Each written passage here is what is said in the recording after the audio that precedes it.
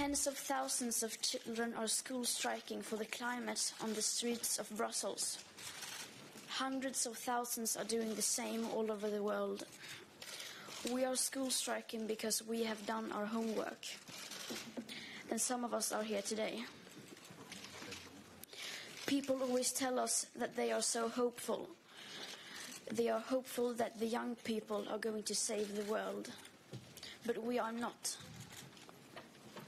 There is simply not enough time to wait for us to grow up and become the ones in charge. Because by the year 2020, we need to have bended the emissions curve steep downwards. That is next year. We know that most politicians don't want to talk to us. Good.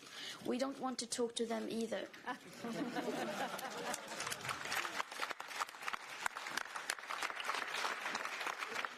We want them to talk to the scientists instead. Listen to them. Because we are just repeating what they are saying and have been saying for decades. We want you to follow the Paris Agreement and the IPCC report. We don't have any other manifests or demands.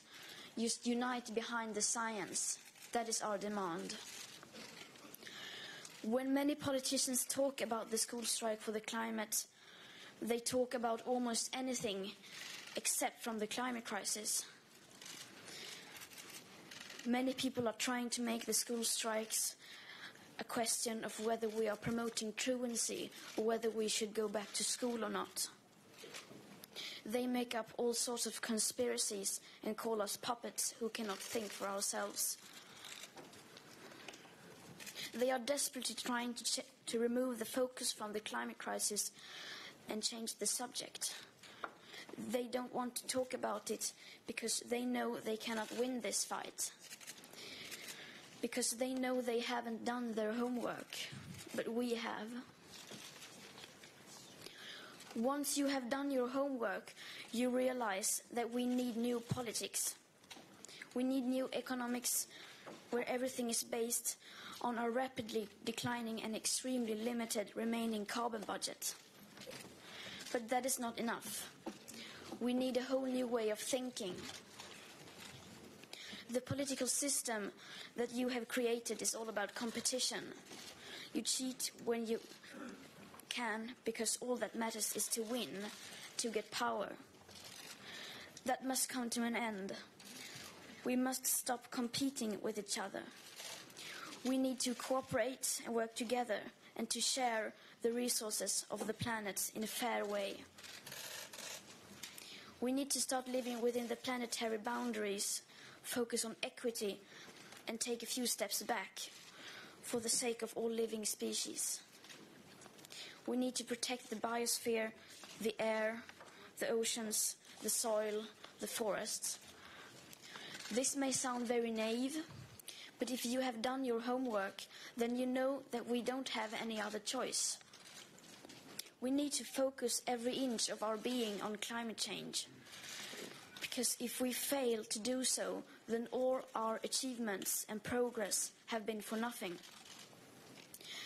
And all that will remain of our political leaders' legacy will be the greatest failure of human history. And they will be remembered as the greatest villains of all time because they have chosen not to listen and not to act. But this does not have to be. There is still time. According to the IPCC report, we are about 11 years away from being in a position where we set off an irreversible chain reaction beyond human control. To avoid that, unprecedented changes in all aspects of society need to have taken place within this coming decade, including a reduction of our CO2 emissions by at least 50% by the year 2030. And please note that those numbers do not include the aspect of equity, which is absolutely necessary to make the Paris Agreement work on a global scale. Nor do they include tipping points or feedback loops, like the extremely powerful methane gas released from the thawing Arctic permafrost. They do, however, include negative emission techniques on a huge planetary scale that is yet to be invented, and that many scientists fear will never be ready in time and will anyway be impossible to deliver at the scale assumed. We have been told that the EU intends to improve its emission reduction target. In the new target, the EU is proposing to reduce its greenhouse gas emissions to 45% below 1990's level by 2030. Some people say that is good or that is ambitious. But this new target is still not enough to keep global warming below 1.5 degrees Celsius. This target is not sufficient to protect the future for children growing up today. If the EU is to make its fair contribution to staying within the carbon budget for the 2-degree limit, then it needs a minimum of 80% reduction by 2030. And that includes aviation and shipping. So around twice as ambitious as the current proposal. The actions required are beyond manifestos or any party politics. Once again, they sweep their mess under the carpet for our generation to clean up and solve. Some people say that we are fighting for our future, but that is not true. We are not fighting for our future, we are fighting for everyone's future.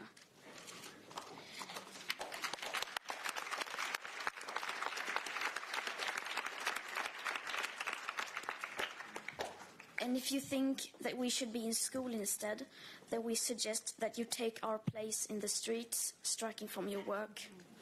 Or better yet, join us so we can speed up the process. And I'm sorry, but saying everything will be all right while continue doing nothing at all is just not hopeful to us. In fact, it's the opposite of hope. And yet, this is exactly what you keep doing. You can't just sit around waiting for hope to come. Then you're acting like spoiled, irresponsible children. You don't seem to understand that hope is something you have to earn. And if you still say that we are wasting valuable lesson time, then let me remind you that our political leaders have wasted decades through denial and inaction. And since our time is running out, we have decided to take action. We have started to clean up your mess, and we will not stop until we are done. Thank you.